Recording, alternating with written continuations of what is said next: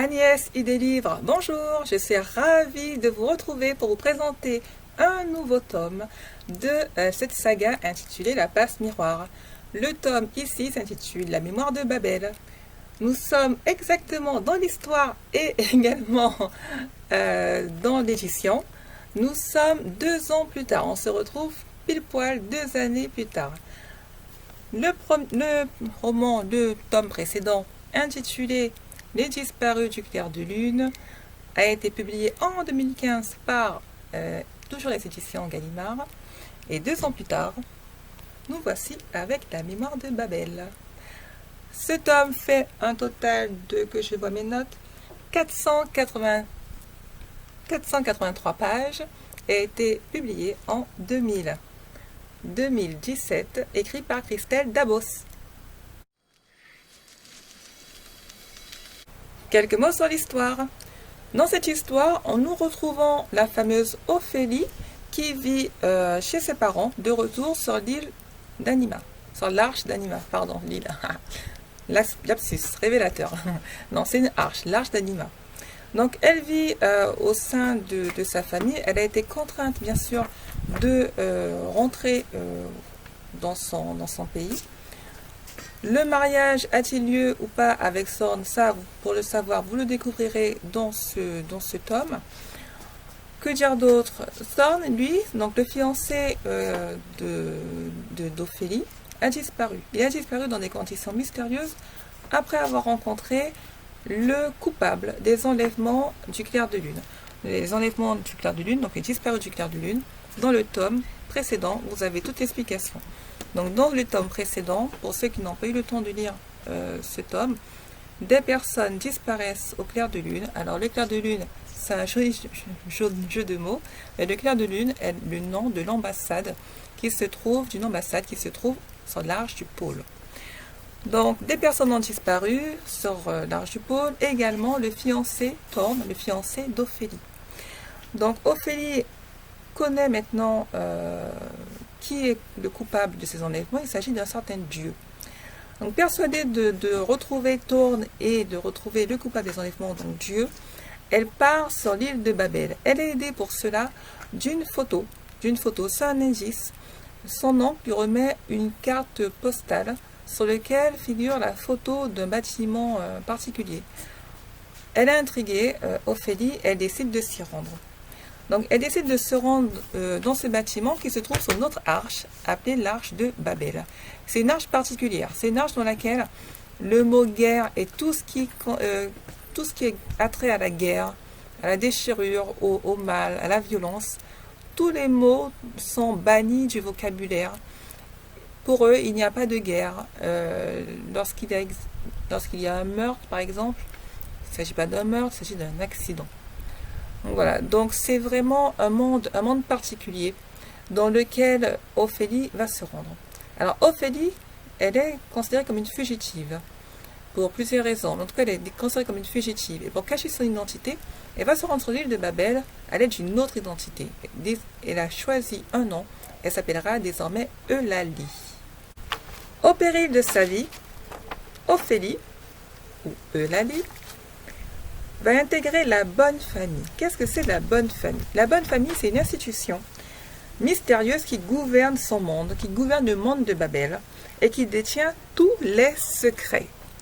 Ophélie, persuadée de découvrir des indices qui permettront justement de découvrir où se trouve Thorn et également de découvrir la cachette de Dieu, elle va intégrer cette fameuse institution. C'est vraiment au péril de sa vie. Donc Ophélie, dans le monde de Babel, parviendra-t-elle à percer le mystère du monde de Babel? Parviendra-t-elle à percer le mystère de Dieu? Quelques mots sur l'auteur. Alors Christelle Dabos a reçu le prix de l'imaginaire en 2016. Elle a également reçu, elle a été reconnue grâce à un concours d'écriture du premier roman jeunesse fait par les éditions Gallimard, organisé par les éditions Gallimard. Christelle Dabos est un écrivain français. Elle est née en France, elle a vécu à Nice et elle a déménagé depuis en Belgique. Elle a été victime d'un cancer de la mâchoire et c'est en convalescence qu'il nous a fait l'honneur d'écrire ces fabuleux romans, cette fabuleuse saga. Christelle Dabos donc, est écrivain français, elle continue dans l'écriture et elle est également administratrice d'une plateforme d'écriture intitulée La Plume d'Argent. Toutes mes sources sont issues du site internet wikipedia.fr.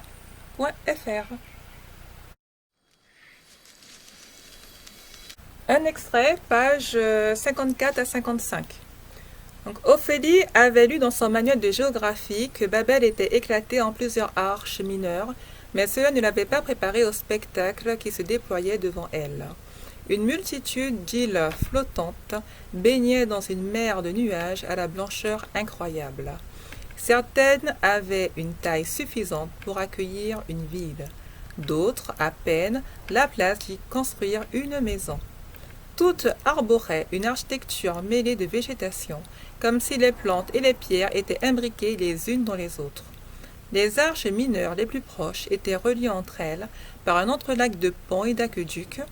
Les plus éloignées étaient desservies par des machines volantes qu'Ophélie aurait été bien en peine d'identifier et qui ressemblaient à des trains ailés. Un petit extrait.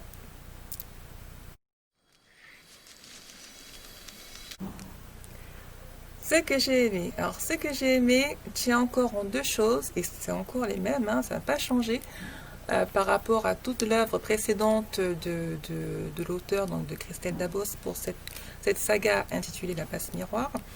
Alors, ce que j'ai aimé, c'est l'imaginaire d'une part et le suspense. Alors, l'imaginaire, c'est donc vraiment l'imagination que développe l'auteur pour nous décrire les arches. Les arches sont des morceaux de terre comme ça, qui sont habités par des individus, par des populations diverses, et qui ont des pouvoirs, d'autres n'ont pas de pouvoir, etc. etc. Donc ça, c'est vraiment un imaginaire assez particulier qu'elle a développé, et qui est magnifique, franchement, qui est magnifique. Là, ici, l'arche de Babel est une arche qui est un petit peu, contrairement aux arches précédentes, il s'agit d'une arche qui est un petit peu, on va dire, exotique, avec des chaleurs tropicales, des choses de ce genre. Donc ça, moi j'aime bien. C'est rien que pour l'imaginaire qu'elle développe l'auteur, pour écrire, pour développer, pour parler des bâtiments, pour parler du monde de Babel, par exemple.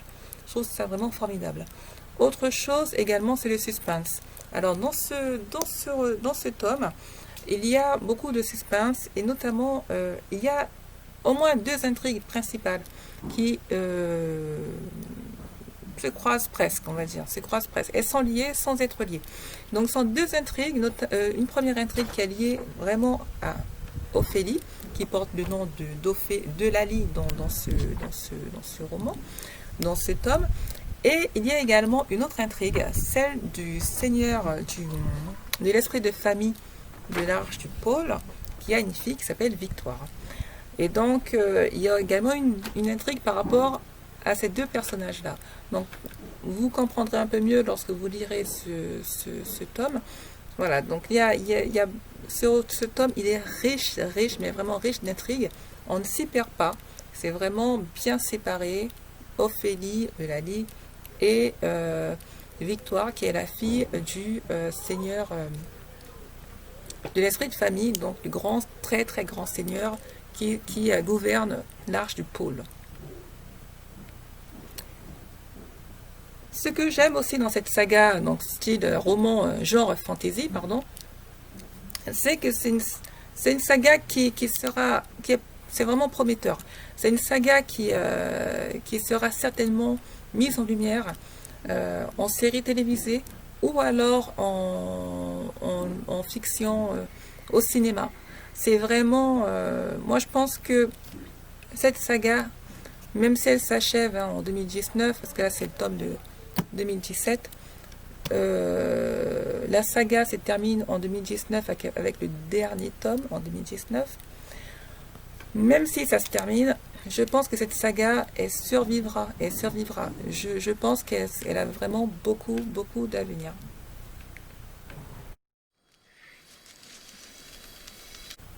Agnès, idée livre, c'est terminé pour aujourd'hui. J'espère que tu as aimé cette vidéo consacrée au livre lu donc par moi, cette fameuse saga intitulée La Passe Miroir. Bientôt, le livre qui clôture cette saga est déjà sorti. Il est sorti, il a été publié en 2019. Et j'aurai l'occasion de vous faire également une vidéo sur ce roman. J'aimerais moi-même le lire. Je suis vraiment impatiente de le lire, de découvrir de nouvelles intrigues, de découvrir l'histoire d'Ophélie. J'ai vraiment hâte de le lire. Donc voilà. Aujourd'hui, je clôture ma présentation avec ce roman intitulé La Mémoire de Babel qui fait partie de la saga La Passe Miroir. J'espère que tu as apprécié cette vidéo. N'hésite pas, abonne-toi, laisse des commentaires, des likes, des pouces levés. Ciao, ciao!